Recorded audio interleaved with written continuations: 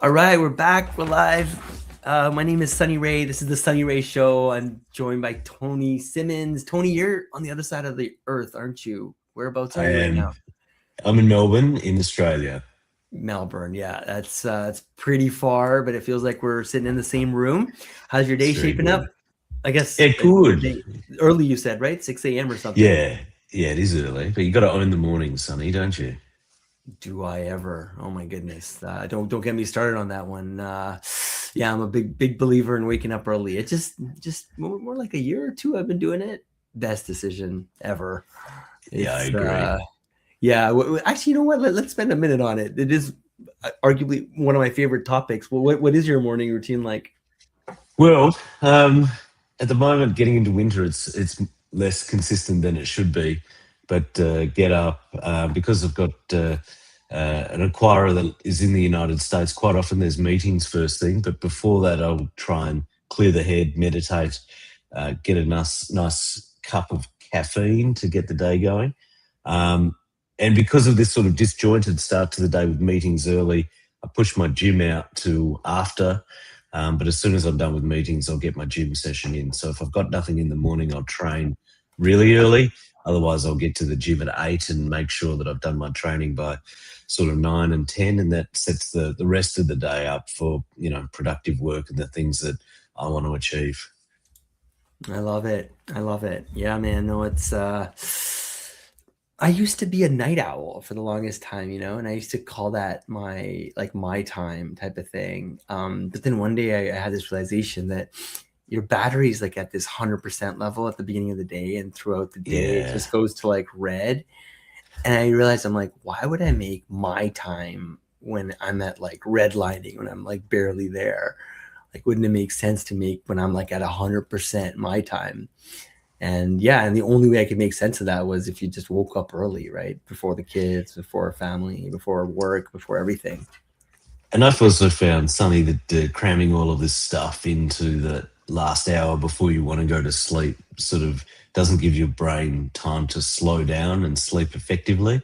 Whereas Yeah. if you sort of chill out at the end of the day, and as you say, the battery's flat, you'll sleep better. When you wake up with a full battery, you can do all the things that you want to do much more effectively and with much less distraction. 6 o'clock this morning, we're not far from the city, but it sounds like a ghost town out there. It's absolutely perfect for work. Yeah, I love it. Okay, cool. So tell, if you don't mind, share a little bit about Sonnet. I know you guys were recently acquired. Yeah, share with people maybe a little bit about what Sonnet's about. So yeah, we're a little bit before the big AI wave with ChatGPT and everything, and really we saw an opportunity around radio and podcasting. So how do you strip out a voice signal from a standard waveform and really unpack what's in there and make it transparent? So if you think of the metaphor of someone cutting a tape, they used to cut tape and splice it in a studio, and then that moved on to like the Adobe suite or some kind of editing suite where you've still got the same metaphor, a pair of scissors to cut the tape, except it's now a waveform on screen. We looked at Sonnet of the next evolution of that, being able to use artificial intelligence to do that cutting and splicing metaphor with a lot more automation, a lot more depth, and actually taking something that was really a 60 or 70-year-old process and putting it on steroids by using artificial intelligence, and not just being able to do the splicing, but really understand what's happening in this audio file at depth, and creating metadata layers that really help automation unpack that, and ultimately better advertising for your conversations. Interesting. Interesting. Cool. So I've got so many questions on that front, but let's put that on ice a little bit and then come back to it. But I'm really interested in asking you a little bit about, I guess, your background. You started out as a commercial lawyer in London. Like, I guess one of my first questions was what first pulled you towards law, and was entrepreneurship always kind of in the back of your mind?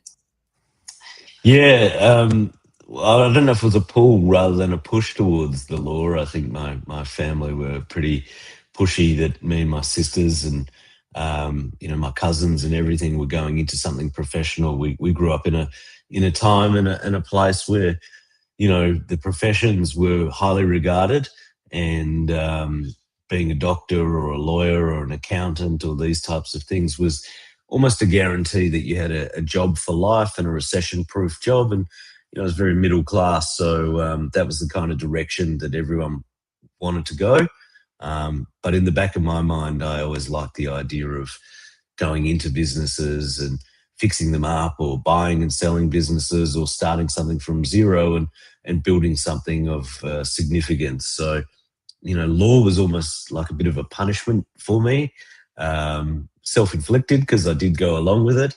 And I practiced it for about 8 years across the big law firms, big city law firms in Australia. And, as you said, in London with British Telecom, working on large mergers and acquisitions. And really, it was at a time when technology was really rolling out and accelerating. I worked on the rollout of the broadband network across Europe, software.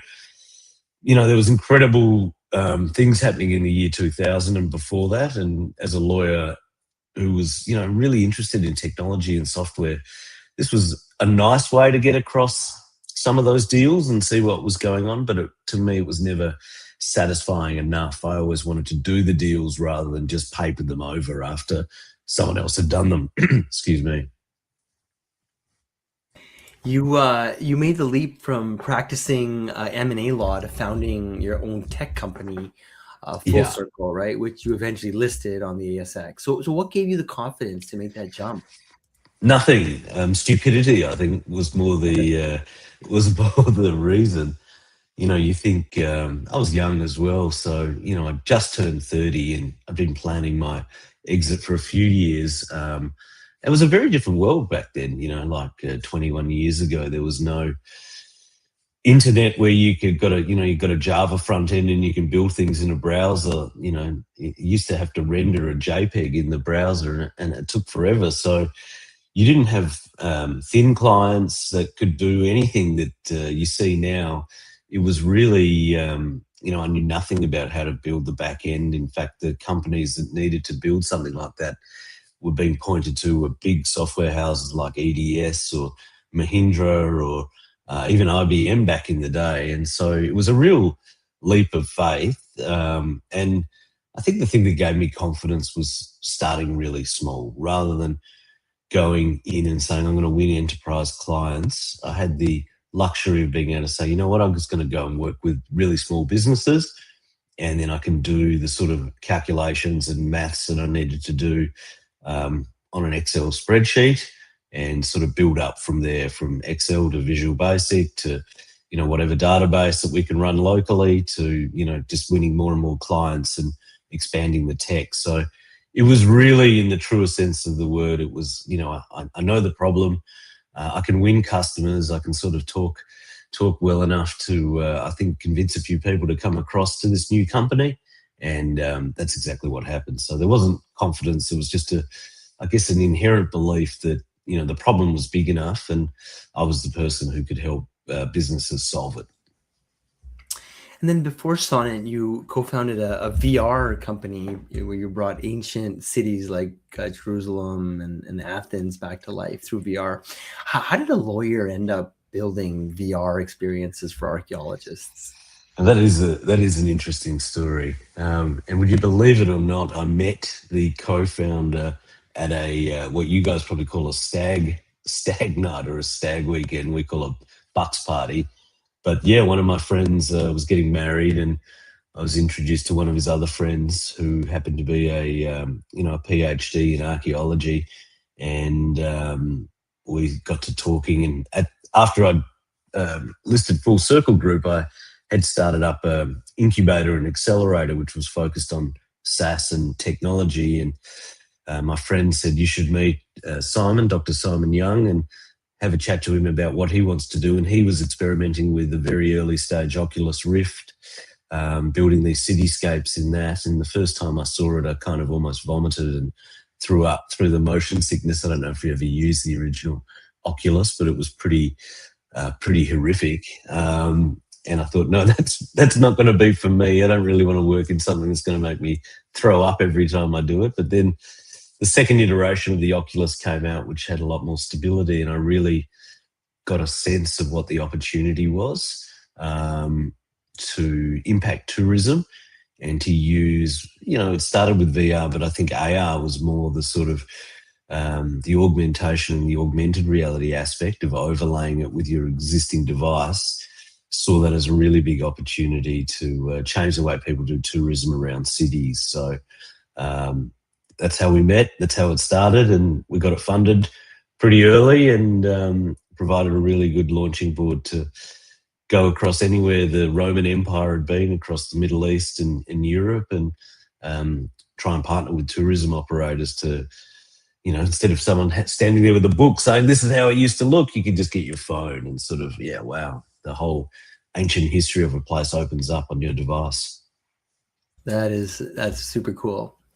So you've also described yourself as someone with entrepreneurial scars and governance discipline. What was the toughest scar from your early ventures that shaped, how you build companies today? I mean, not being able to make payroll is a pretty early scar. I think with the Full Circle Group, there were a number of opportunities where, customers hadn't scaled to the extent that you anticipate. Things move a lot slower than you hope.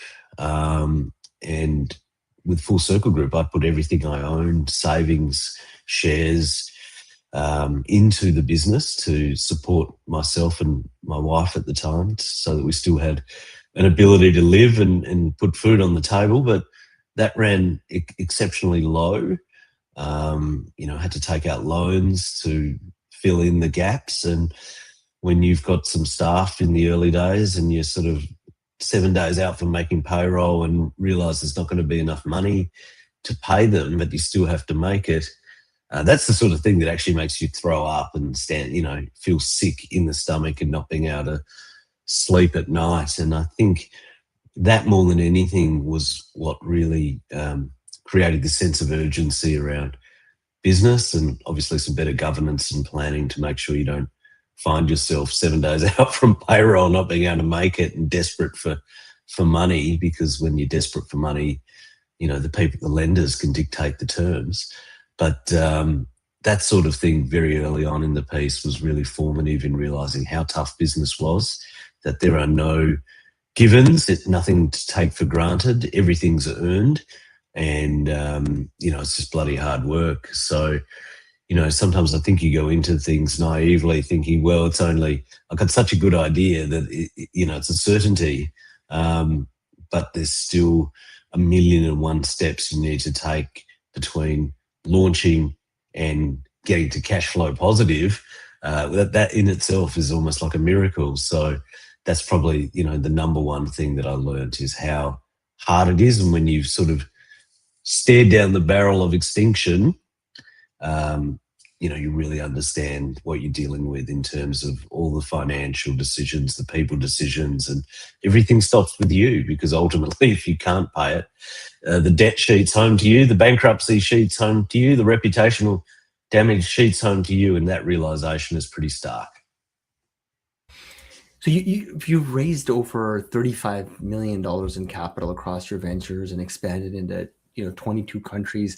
What did your legal training teach you about fundraising that most founders miss?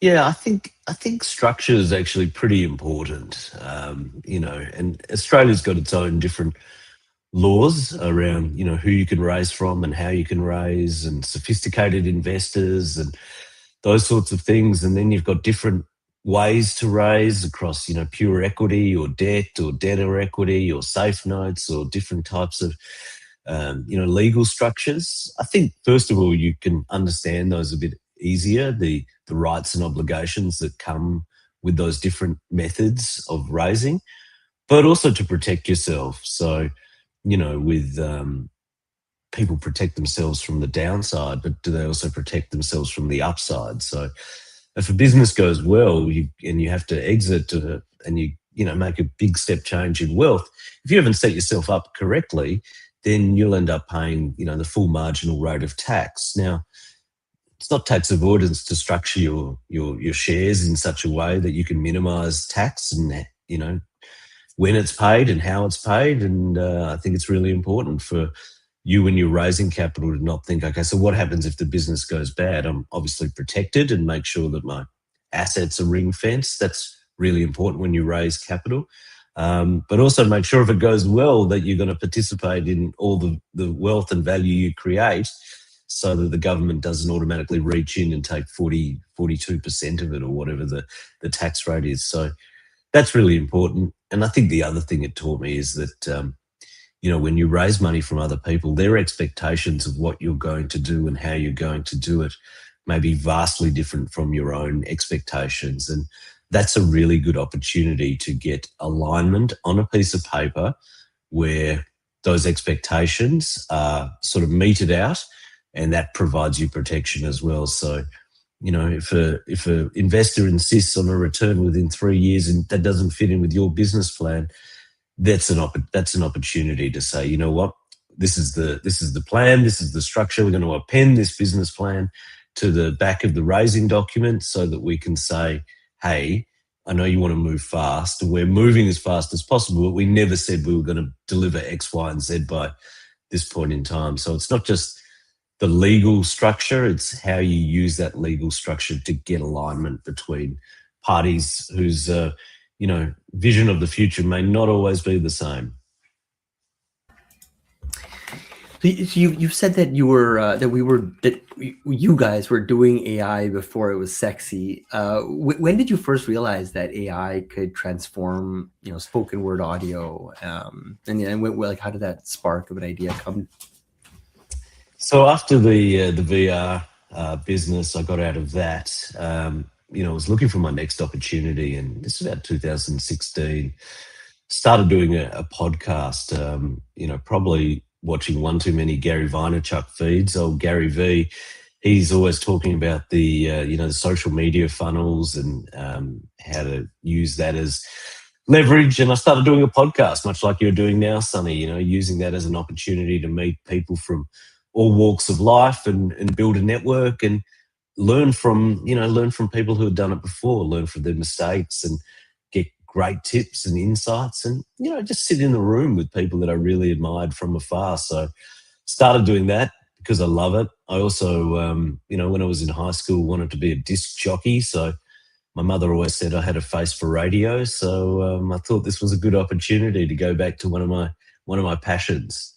And in doing that, I realized, you know, back to this metaphor of cutting things up with tape and things moving really slowly and it being a really manual process, I was like, wow, this is so antiquated.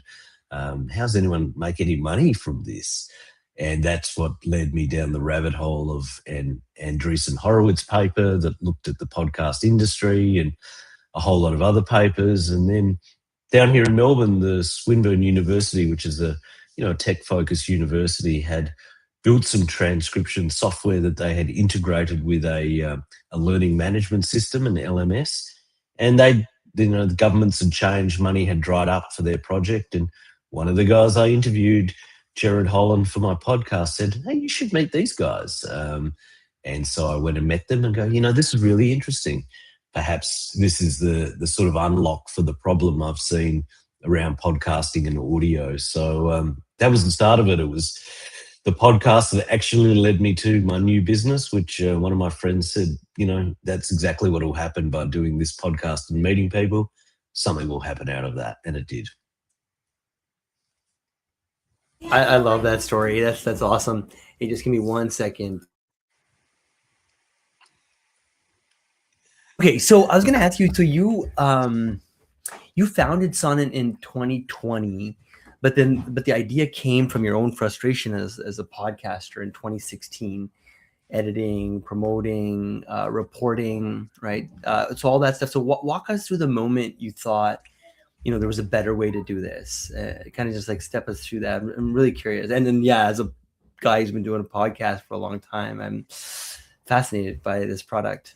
Hey, Tony, you're not going to hate me if I take a bite of my shawarma, are you? No, I'm going to be jealous. Yeah. Okay. Okay, keep going. Yeah, so the moment was, so I met with these guys who founded this business, and I started, going into a bit of a deep dive, saying, how does it work?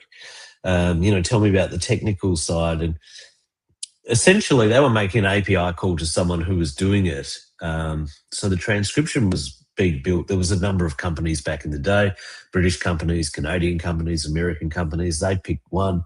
And when we dove into the JSON file that was returning all the data, there was like not just the words that were being returned, there was like 23 other characteristics that were being returned with the words. So there was, volume levels, there was words per minute, there was the delta between the previous word and the time between your word.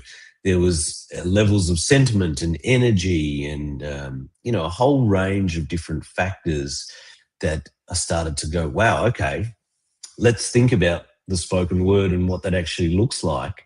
And how do we sort of normalize that into computer language? And, these guys have done a lot of the heavy lifting in providing all the characteristics, but they hadn't done a lot of heavy lifting in connecting that up into different ecosystems. So once we started to realize, hey, with these energy levels, we can probably start to look at the difference between what's a host read ad, because we can detect the way the voice changes from normal speech patterns into something that's read.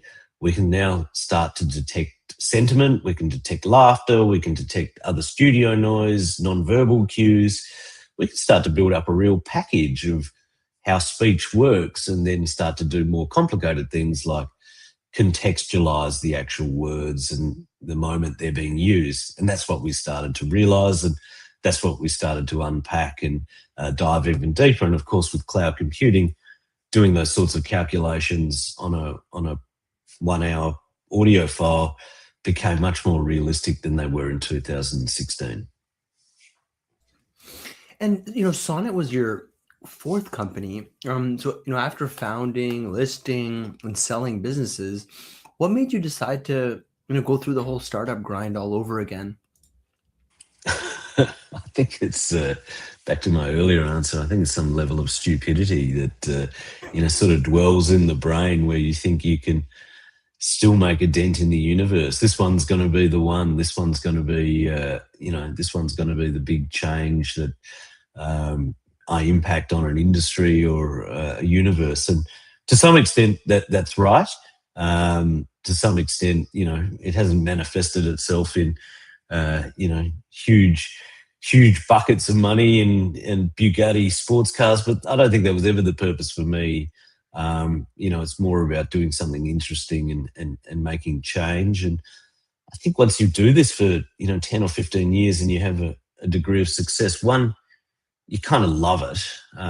You feel most alive when you're standing at the edge of a cliff looking into the abyss. Going day to day into an office becomes something that doesn't sort of fire up the juices that much anymore.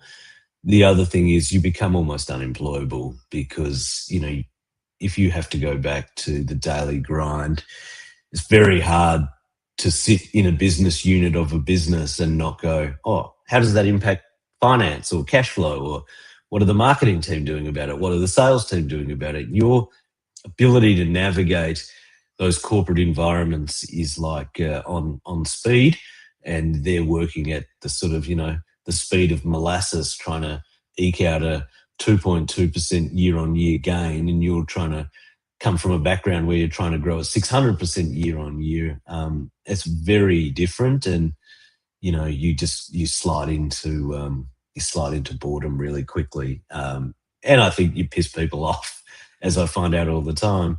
They just don't see the dots like you see them, and you can't work with people like that. And to be honest, I don't think they can work with me. So you you kind of get no choice after a while. You sort of, advisory stuff I do, sitting on a board, that's the perfect sort of thing where you can see across the whole business and all the problems, and you can provide, real crystal clear advice really easily.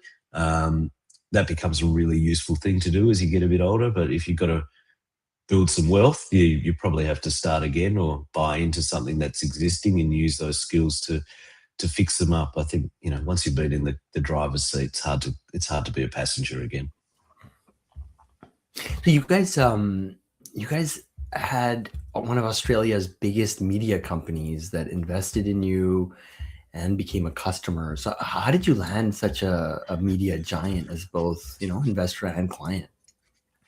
This is, again, it's just, networks and luck and having coffees and talking to people. And my mate who lives down the road, Steve, is an old Californian, older, shouldn't say old, you'll hate me for that.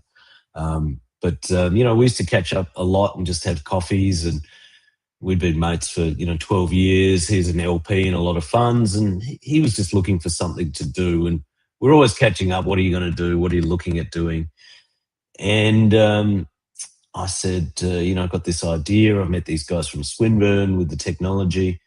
And he said, well, I've been looking at investing in this other company that was thinking about doing some stuff around early stage artificial intelligence. You should meet them. So I was introduced to them, and they had been talking to Southern Cross Austereo, our client and investor here in Australia.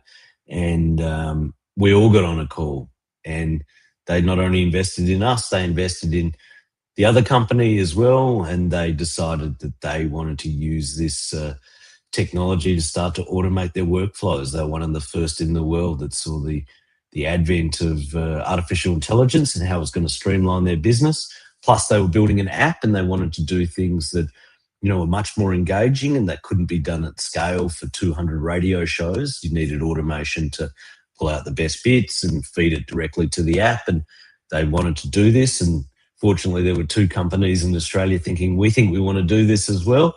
And, the things just connected, few, networks, luck, right place, right time. It's interesting though, Sonny, we were probably, with every startup, there's a different flavor of how you get your first customer. And so with this business, we got a customer before we really had built anything of substance. I mean, we had already this technology, but we hadn't gone to market. So we were thinking about we're going to go to market at some point, but we got a customer that sort of enabled us to build everything in a much more sort of safe fashion without risking the house to build it, versus some other businesses where you build first and then go, okay, I've got a product, now I'm going to go find some customers. So this startup was kind of upside down in that we had a customer before we had a product. That sounds like a great way to approach it. Okay, so in 2025, you sold Sonnet to SoundStack. What made them the perfect acquirer? So again, I think with audio, it's an industry that's got its own headwinds. There's a massive fracturing of the media landscape, moving from traditional radio to YouTube to Spotify to streams, live streams. The landscape's changing so rapidly, and where most people, you would have been the same, I'm sure, growing up, get into your car going to school back in the day. Parents are putting on the radio and you're listening to radio, or they're putting a cassette in the tape player. Your means of consuming media were pretty limited, and that's changed rapidly. And these guys, SoundStack, had built a tech-first platform that could host digital content, that could supply digital content across the world, that could provide the right marketplace for advertising to fit into that digital content and monetize it effectively. So they're one of the really newer tech platforms that are growing at an exceptional rate, because they can do the things that traditional legacy media platforms can't do. And I think they also saw the opportunity with artificial intelligence and this layers and layers of data to understand the spoken word that could add even more value to their customers and to their marketplace, from being more precise with their targeting. So when an ad comes in, it really is the right ad at the right time for the right person. To be able to, do a whole lot of workflows around, we've got archives across our business sitting on disk drives or CDs or, stuff from 1955. If we put that into one place, can we now build new content using generative AI? So the greatest interviews that we ever did, and all of a sudden we turn that into a podcast. That sort of stuff hasn't been possible for people before, because there hasn't been the platform, there hasn't been the technology scale, there hasn't been a way to unify it all. and there hadn't been a way to search it all. So, they've seen that these opportunities exist. They may not happen in 2026, but this is the way the industry is moving with the headwinds and challenges and opportunities it faces. And they saw having a data engine as the perfect way to get in front of the curve and or to be on it. So the acquisition made sense. They've got customers, they've got scale. We've got a data engine and a contextualization engine that automatically adds value to their existing customers and differentiates them in the marketplace. Are you now doing a little bit of advisory and board work, or is it too early for that? Or like, are you helping other I am. founders? I was reading a little bit about that, right? And okay, Yes, since I you are, am. so after building 4 companies, what's the single biggest mistake you see founders making right now? Look, I don't know if it's the same over in your neck of the woods, but I think financial literacy is actually a real challenge for a lot of founders. My sort of background, again, being a lawyer, was, we had to be to some level financially literate. And if we weren't, it was advised that we did some kind of financial literacy course because, in business, numbers actually rule the world. I was lucky. I had some friends that worked in, banking, and I did banking and finance law. So, you had to be across your numbers. And really understanding, ratios, metrics, but even at a basic level, balance sheet and profit and loss and cash flows. These are critical skills that, when big businesses get together and they talk at a C level, usually the first thing they're looking at is a dashboard of numbers, So if you're not across the numbers, then you're not across your business. And the numbers tell the story of the business. I fundamentally know that and believe that. I think a lot of founders aren't in the numbers the way they should be. They get that realization when they go to raise capital and, VC turns around and says, so, what's your CAC? What's your churn? What's your LTV? And they go, what the fuck are you talking about? So, Yeah. well, you've got to measure that. So I've got to build a whole system end to end to be able to understand all of these things that actually gross up into one number. That's kind of a massive gap, founder numeracy and literacy around numbers, I think is the one thing that I see across a lot of founders, that they're not looking on a daily basis at a dashboard of numbers, and they're not understanding the story of their customers or their business the way that they should. And, a lot of founders are technical, and there is that age-old discussion, would you back a technical founder? Would you back a sales founder? Yeah. I think there's room for both of them, but what I find with both of them is they still lack that skill of being able to sit down and look at the numbers and go, okay, this is where the opportunities are, this is where the problems are, this is where our energies should be concentrated to actually get a result. Cool, Tony. Time flew by. I only got through like half my questions. I kind of felt like that was going to happen. I really enjoyed our pre-interview conversation.